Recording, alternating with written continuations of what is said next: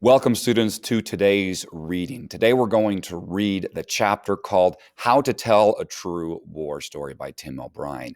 Now, this title has at least two meanings in there. This is instructions to soldiers or to veterans who are telling other people war stories, and it's instructions on how to tell war stories if you've actually experienced them and to help other people understand those stories.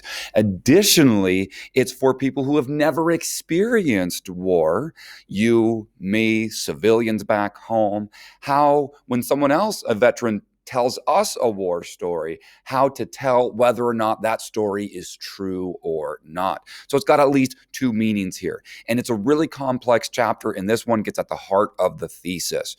And this one starts with the soldiers marching.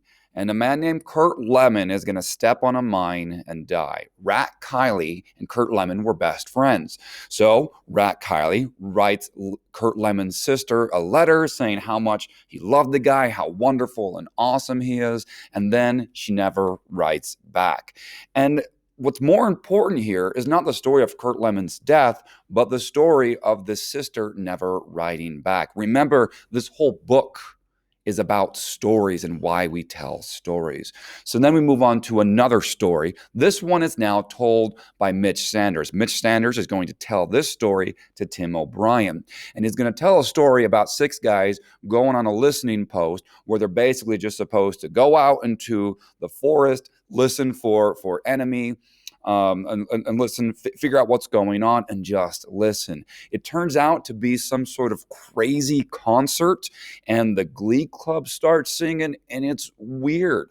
And they're trying to figure out what the moral of that story is. Now, keep in mind, anytime someone tells a story in this novel, we have to figure out what the moral is. And all the characters are trying to figure out what the moral is.